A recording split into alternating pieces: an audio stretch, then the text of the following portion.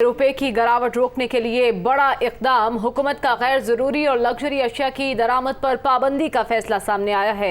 Imported गाड़ियां, luxury water boats, mobile phone, घड़ियों की दरामद पर पाबंदी होगी। वजीर आजम का कहना है कि गैर जरूरी दरामद पर कीमती ज़र मुबादला खर्च नहीं होने देंगे। सूरत हाल कुछ यूँ है कि डॉलर तारीखी उरूज पर है और रुपये का तारीखी जवाल है। ओपन मार्केट में डॉलर डबल सेंचुरी कर चुका है। 200 रुपये 50 पैसे में फ़रोख्त किया जा रहा है। ऐसे में हुकूमत की जानिब से भी यह अहम फैसला किया गया है कि हुकूमत ने गैर ज़रूरी और लग्जरी अशिया की दरामद पर पाबंदी का फैसला किया है।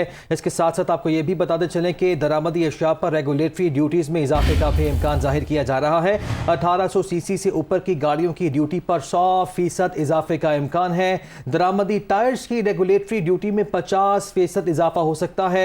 इंपोर्टेड टायर पर 10 माह में $1 करोड़ से जायद खर्च हुए हैं। मोबाइल फोन्स पर ड्यूटी दुगना करने का इम्कान है। इदारे शुमारियात के मुताबिक 10 माह में $1 अरब 81 करोड़ सेलफोन की दरामद पर खर्च हुए। मजीद तफसीलात जान लेते हैं। हमारे साथ मौजूद है नुमाइंदा दुनिया न्यूज़ शुएब निज़ामी। शुएब, बताएगा क्या बड़े फैसले हुए हैं और इससे किस हद तक मुतासिर होंगे हम? जी, फौरी तौर पर यह फैसला किया गया कि तकरीबन $4 बिलियन की जो हमारी इंपोर्ट्स हैं उनको कम करने के लिए मुख्तलिफ तजावीज़ का जायजा लिया गया। और इस बात का अब इम्कान है कि जो मुख्तलिफ लग्जरी आइटम्स हैं जिसमें खास तौर पर मोबाइल, 1800 सीसी से की गाड़ियाँ, मुख्तलिफ वाटर बोट्स, घड़ियाँ, ब्रांडेड बैग्स, लेदर गुड्स, इसी तरह जो है वो सेरामिक्स, टाइल्स, इनकी इंपोर्ट को कर्ब करने के लिए फौरी तौर पर जो है इन पर पाबंदी लगाई जाए या फिर इन पर जो टैक्सेस और ड्यूटीज हैं उनको दुगना कर दिया जाए। इसमें फोकस किया जा रहा है मोबाइल फोन्स के ऊपर, क्योंकि हुकूमत की फोकस ये तकरीबन 12 अरब रुपए का जो है वो मोबाइल फोन जो है वो इंपोर्ट किया जा रहा है। तकरीबन $2 बिलियन जो है वो इसके ऊपर खर्च होंगे। तो हुकूमत फौरी तौर पर यह फैसला करेगी कि किसी भी तरीका से मोबाइल फोन की इंपोर्ट पर पाबंदी लगाई जाए या इस पर टैक्सेस बढ़ाए जाए। इसी तरह आयरन स्टील की जो आइटम्स हैं वो इंपोर्टेड पाकिस्तान में टाइल्स आ रही हैं, सेरेमिक्स आ रही हैं, उनको कर्ब किया जाए। साथ साथ ऐसी महंगी गाड़ियाँ, घड़ियाँ, खवातीन के बैग्स और इसी तरह फानूस, ये तमाम के तमाम वो आइटम्स हैं जिनको फौरी तौर पर या तो बैन किया जाएगा या इन पर टैक्सेस और ड्यूटीज बढ़ाई जाएंगी। इसके ऊपर जो है ministry of commerce, finance ministry और FBI मिलकर वर्किंग कर रहे हैं और आज किसी वक्त इस सिलसिले में नोटिफिकेशन का जारी होने का इम्कान है। बिल्कुल ठीक है, नोटिफिकेशन भी जारी होने का जल्द ही इम्कान है। शुएब साथ ही मौजूदगी का head of business desk Haris Zabeer भी हमारे साथ मौजूद है। हारिस, इससे पहले हम बात कर रहे थे, इंतजार कर रहे थे बल्कि हुकूमती फैसलों का। तो एक तो हुकूमत ने गैर ज़रूरी और लग्जरी अशिया की दरामद पर पाबंदी का फैसला किया है और दूसरा टैक्सेस में इजाफा होने जा रहा है। किस तरह से देख रहे हैं आप? देखिए, दो चीजें हैं। इस पर शायद कुछ ड्यूटीज जो है वो इजाफा किया जाए। अगर ड्यूटीज में इजाफा किया गया तो लाजमी कि उसका एंड इफेक्ट कंज्यूमर पे आएगा और कीमतें बढ़ेंगी। जिसको खरीदना है अगर महंगी चीज तो वो खरीदेगा। अब जैसे सामने बात आ रही है कि 50% जो है रेगुलेटरी ड्यूटी जो है मुख्तलिफ अशिया होम अप्लायंसेस पे लगाई जाएंगी। अगर होम अप्लायंस को एक सीधा $1 लाख की है तो उसके ऊपर 50% ड्यूटी लगी तो तकरीबन 30,000 to 40,000 रुपीज की कॉस्ट बढ़ जाएगी। लेकिन साथ ही ये दूसरा अच्छा इकदाम है, 2 के डेढ़ से इकदाम दिया जा रहा है। इससे तकरीबन हमारे महीने का हो सकता है कि अंदाजे से $1 बिलियन का इम्पोर्ट बिल कम हो जाए, जो कि एक इन हालात में जब डॉलर इतना तेजी से बढ़ रहा है, रोजाना रुपया $1.5 $2 इजाफा हो रहा है, उससे एक अच्छा इकदाम होगा। लेकिन इसका इम्पैक्ट आते आते थोड़ा टाइम लगेगा, एटलीस्ट मंथ टाइम लगेगा कि हमें फिर डॉलर जो है $1 अरब का इजाफा, $1 अरब का इंतजाम नहीं करना पड़ेगा। अच्छा हारिस, ये बताएगा कैटेगराइज किया गया जैसे कि गाड़ियों को 1800 सीसी से ऊपर की गाड़ियों पर ड्यूटी को 100% कर दिया जाएगा, लेकिन मोबाइल फ़ोन्स तो आम आवाम, हर तरह के आवाम हर तरह का फ़ोन यूज़ करते हैं, तो आवाम किस हद तक मुतासर होंगे? इसको कैटेगराइज किया गया कि कितनी किस्म का मोबाइल होगा जिस पर टैक्स आयद होगा? बिल्कुल आपने सही फरमाया, कैटेगराइज किया गया कि जैसे $200 तक का है तो उसके ऊपर मिनिमम ड्यूटी जो इजाफा है वो $6,000 तक है, और जो तकरीबन $1,500 का या $1,000 का जो मोबाइल फोन है उसके ऊपर 44,000। लेकिन अभी ये सब तजावीज़ हैं। अभी जैसे हमारे साथी रिपोर्टर ने कहा कि नोटिफिकेशन आएगा तो उसमें हमें क्लियर होगा कि कौन कौन सी कैटेगरी में क्या क्या ड्यूटी आई है। आपकी बात बिल्कुल सही है, जो छोटे फोन होंगे, जो दरमियाने फोन होंगे, उन सबके ऊपर ड्यूटी अलग होगी। तकरीबन 5 या 6 स्लैब्स मुकर्रर किए जाएंगे टेलीफोन के ऊपर। बिल्कुल ठीक है हारिस, साथ ही मौजूद रहेगा माशी माहिर फ़ाहद रऊफ ने भी हमें ज्वाइन किया। फ़ाहद साहब, शुक्रिया आपको कहेंगे आपके कीमती वक्त पे। क्या कहेंगे, हुकूमत ने फैसला किया, एक तो गैर ज़रूरी और जो लग्जरी अशियाएँ उन पर पाबंदी का फैसला सामने आया है, इसके साथ साथ जो टैक्सेस हैं वो भी बढ़ने जा रहे हैं। जी, जी देखें, डायरेक्शन तो अच्छी है कि ज़ाहिर है हमें इस वक्त जो है वो ज़रूरत है कि हम अपने इंपोर्ट को कर्टेल करें, लेकिन ये चीज़ समझना ज़रूरी है कि ओवरऑल कॉन्टेक्स्ट में इस वक्त जो ज़रूरत है वो एसेंशियल जो हमारी नीड्स हैं उन्हीं को कम करने की है। एसेंशियल से मेरा मुराद है कि पाकिस्तान के इंपोर्ट बिल में तकरीबन 25% आपके जो पेट्रोलियम मसनूआत हैं वो उनका शेयर है। अब आपने अगर जो पेट्रोल और डीजल की प्राइस पे सब्सिडी दी हुई है उसकी वजह से जो एडिशनल कंजम्पशन हो रही है वो आपको ज़्यादा इम्पैक्ट कर रही है, बजाय इसके कि जो लग्जरी गुड्स जिनको हम बोलते हैं उनकी इम्पोर्ट्स में उनका क्वांटम बहुत थोड़ा होता है। और ये बात बार बार वर्ल्ड बैंक भी बता चुका है कि हम जो ड्यूटीज़ वगैरह लगाते हैं लग्जरी इम्पोर्ट्स के पीछे, उससे ओवरऑल पाकिस्तान पे कोई पॉजिटिव इम्पैक्ट नहीं आता। तो इसलिए इस वक्त शायद ज़्यादा ज़रूरत यह है कि पेट्रोलियम की प्राइसेस बढ़ने की ज़रूरत है और उसी से हमारा जो फिजिकल बैलेंस है और आईएमएफ की जो हमारी डिस्कशंस हैं वो उससे जो हैं वो लिंक्ड है। यानी आप ये कह रहे हैं कि सिर्फ इन आइटम्स पर ड्यूटी बढ़ाने से इतना कोई फ़र्क नहीं पड़ जाएगा। मुज़म्मिल असलम साहब ने हमें ज्वाइन कर लिया, माहिर मौशियत हैं, उनसे बात कर लेते हैं। मुज़म्मिल असलम साहब, आपको क्या लगता है ये इक़दाम करके हमें कितना फ़ायदा होगा और आम आवाम पर बोझ किस हद तक बढ़ेगा या कम होगा?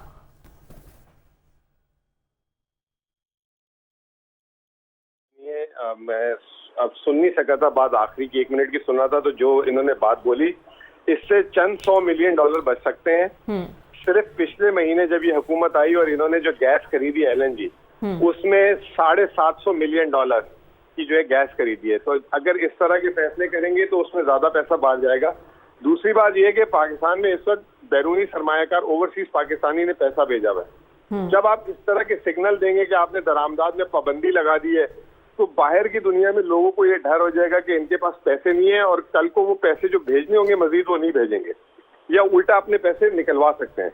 तो आपको पैनिक नहीं दिखाना चाहिए। ठीक है, ड्यूटीज बढ़ा दें आप जैसे बढ़ती हैं, और ताकि आप जो है उसको डिस्करेज करें।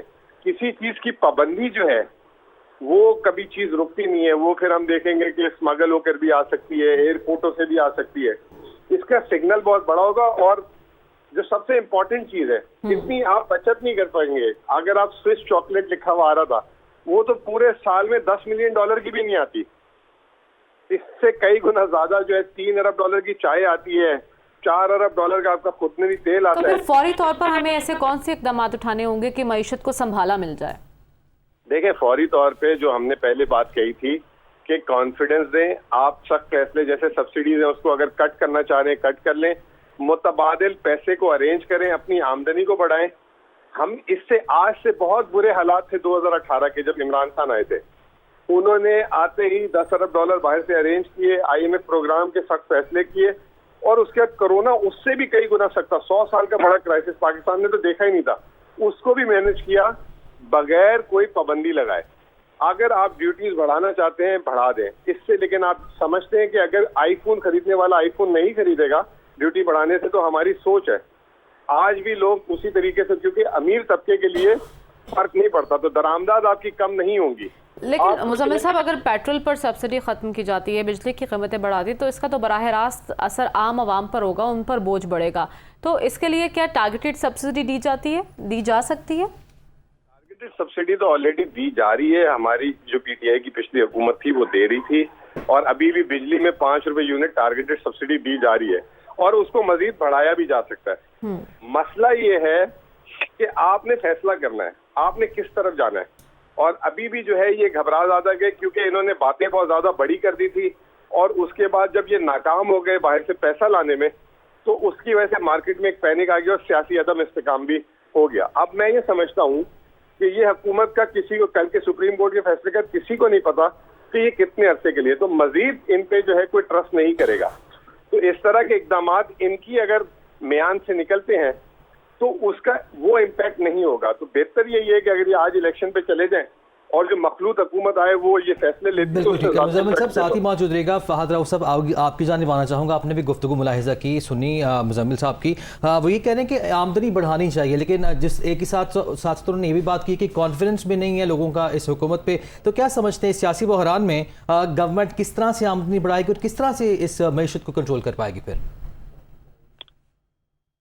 देखिए, इस वक्त बात आमदनी बढ़ाने की इसलिए नहीं है कि फिलहाल तो आपका जो एक क्राइसिस लाइक सिचुएशन है इससे बाहर निकलना है, और इस वक्त तो इस किस्म की सख्त जो इनिशिएटिव्स हैं उनकी ज़रूरत है। पेट्रोलियम प्राइसेस जैसे हम कह रहे हैं कि बढ़ाने से आवाम पे बोझ आएगा, बट अभी इस वक्त जैसे कहते हैं कि it's a lesser of two evil.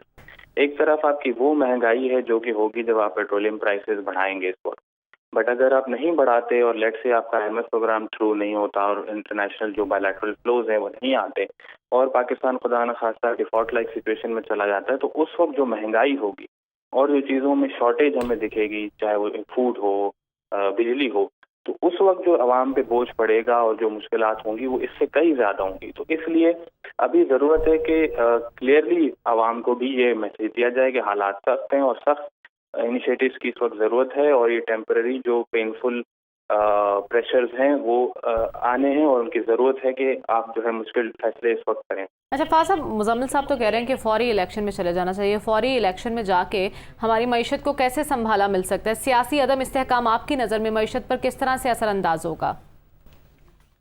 देखिए, मैं पार्शली एग्री करूंगा। उसकी वजह यह है कि आपके जो इंटरनेशनल लैंडर्स हैं उनको इस वक्त क्लैरिटी चाहिए कि अगर ये हुकूमत रहती है तो वो उसका टेन्योर कितना है, और अगर नहीं तो फिर पाकिस्तान को फौरी इलेक्शन में चला जाना चाहिए। ठीक है, बहुत शुक्रिया फहद रऊफ साहब, मुजम्मिल असलम साहब, हारिस ज़मीर हमारे साथ मौजूद थे। आप सबका बहुत शुक्रिया। अभी आपको ये भी बताते चलें कि डॉलर का तारीखी उरूज है, रुपए का तारीखी ज़वाल है। ओपन मार्केट में डॉलर की डबल सेंचुरी 200 रुपये 50 पैसे में फ़रोख्त हो रहा है। इंटरबैंक में डॉलर 2 रुपये 74 पैसे महंगा हुआ है, 198 रुपये 50 पैसे पर ट्रेड हो रहा है। और नई हुकूमत में डॉलर अब तक 15 रुपये 57 पैसे महंगा हुआ है। जी हाँ, डॉलर के तारीखी उरूज से मुतालिक आपको आगाह कर रहे हैं। जैसे जैसे डॉलर ऊपर जा रहा है, रुपया अपनी कदर खोता जा रहा है।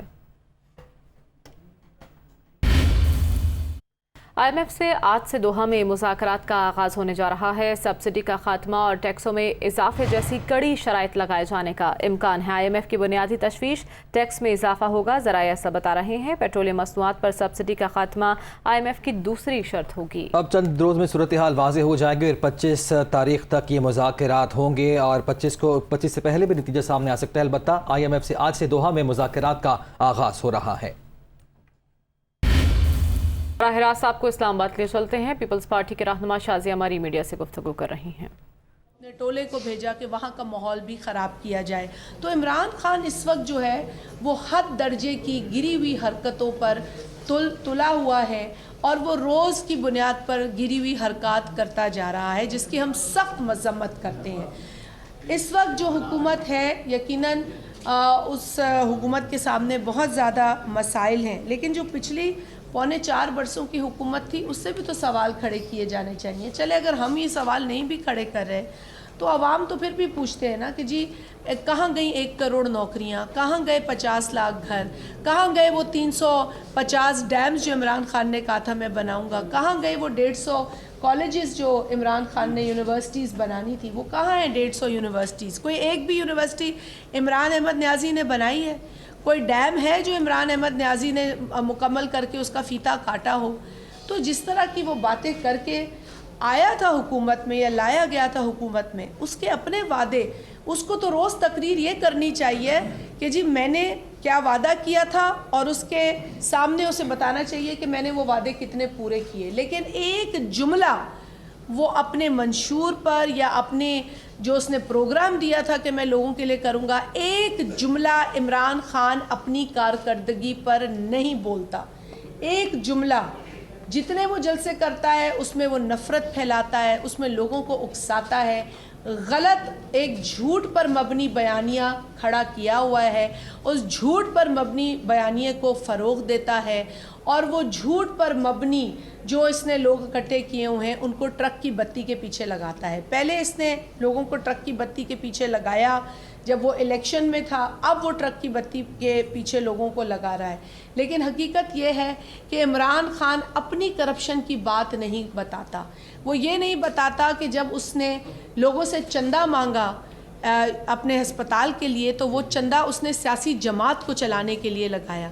जब उसे चंदा मिला तो उसे मुख्तलिफ़ तरीक़ों से ये चंदा मिला।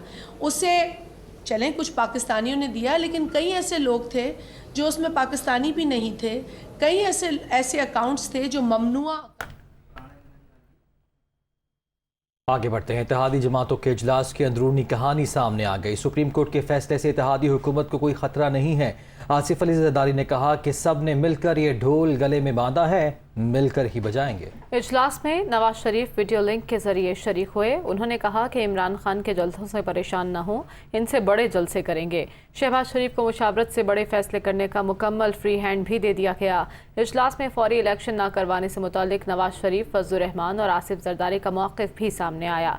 इसके साथ साथ इमरान खान के खिलाफ घेरा तंग करने का फैसला किया गया। इजलास में कौमी सलामती कमेटी का जल्द इजलास बुलाने और अस्करी क़यादत के सामने मुआशी सूरत हाल रखने का फैसला किया गया।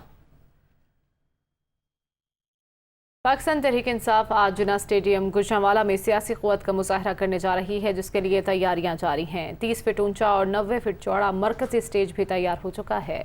अभी क्या मनाजिर है जानते हैं। हमारे नुमाइंदे फहद बशीर जलसागाह के अंदर मौजूद हैं। फहद बताएगा क्या मनाजिर देख रहे हैं आप, क्या तैयारियां?